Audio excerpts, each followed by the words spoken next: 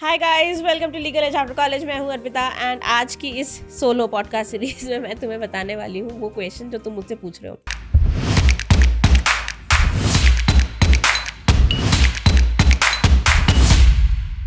देखो, अगर तुम्हारा रैंक बहुत पीछे है ना, 8000 है, 9000 है, 10000 है, तुम्हें काउंसलिंग का इनविटेशन आ गया है, लेकिन तुम अब सोच रहे हो कि काउंसलिंग में बैठने का कोई फायदा है क्या, तो उन स्टूडेंट्स को एड्रेस करते हुए मैं ये कहना चाहती हूँ कि काउंसलिंग में बैठने का कोई नुकसान तो है ही नहीं। तुम्हें अगर कॉलेज मिल रहा है तो बहुत अच्छी बात है ना, वो भी फायदा है। अगर नहीं मिल रहा है तो 4th लिस्ट के बाद एग्जिट कर देना, पैसा वापस आ जाएगा। तो तुम्हारा नुकसान क्या है काउंसलिंग में बैठने का? मे बी लास्ट में बच्चों ने कुछ सीट छोड़ी हो तो टियर 2 कॉलेज तक मिल जाए। तो ऐसा नहीं है कि ऐसा हुआ ही नहीं है, राइट? तो ये भी हो सकता है।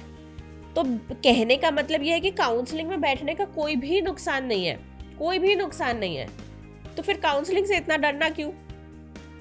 मैं जानती हूँ फर्स्ट लिस्ट में नाम नहीं आता तो बुरा लगता है, घर वाले पूछने लगते हैं कि फर्स्ट लिस्ट में आया क्या नाम, सेकंड लिस्ट में नहीं आया तो भी बुरा लगने लगता है, घर वाले वही क्वेश्चन पूछते हैं कि इसमें भी नहीं हुआ, एंड ये सब तो चलता रहता है बेटा।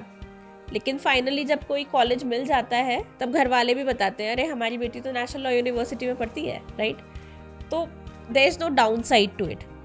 Secondly, if you are someone जिसके सर्कमस्टांसेस ऐसे थे जिसकी वजह से आप पढ़ नहीं पाए हो, you were not able to give your 100% and you think कि नहीं, मैं टियर 3 नेशनल लॉ यूनिवर्सिटीज नहीं जाना चाहता हूँ, मैं तो टियर 1 ही जाऊंगा, तब आप ये कर सकते हो कि तब यू कैन स्किप काउंसलिंग, क्योंकि तुम्हें पता है कि इस रैंक पे तुम्हें टियर 3 नेशनल लॉ यूनिवर्सिटी ही मिलेगा अगर मिला तो तब तुम काउंसलिंग स्किप कर दो।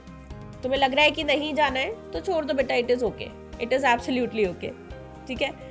नेक्स्ट ईयर देना, नेक्स्ट ईयर में टियर 1 लेकर आएंगे।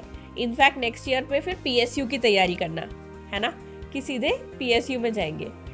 वो होता है एंड ये हुआ भी है। इस साल तुमने अगर देखा हो, हमारी एक स्टूडेंट है मानसी तिवारी, लास्ट ईयर उसकी रैंक कुछ 500-600 आई थी, बट उसे ऐसा लगा कि नहीं, she did not give her 100%, she did not do justice to her exam, which is why she prepared again this time and scored AIR 40। तो बहुत अच्छी स्कोर, NLS जाना उसका पक्का ही है, तो you can get inspiration from there as well.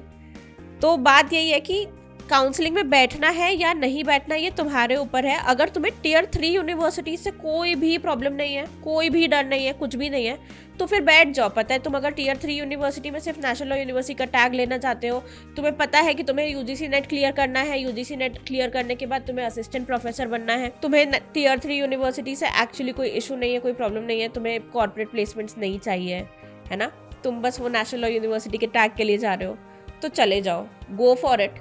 There is no downside to it, there is no flip side to it. तो बिल्कुल जा सकते हो एंड यू शुड गो।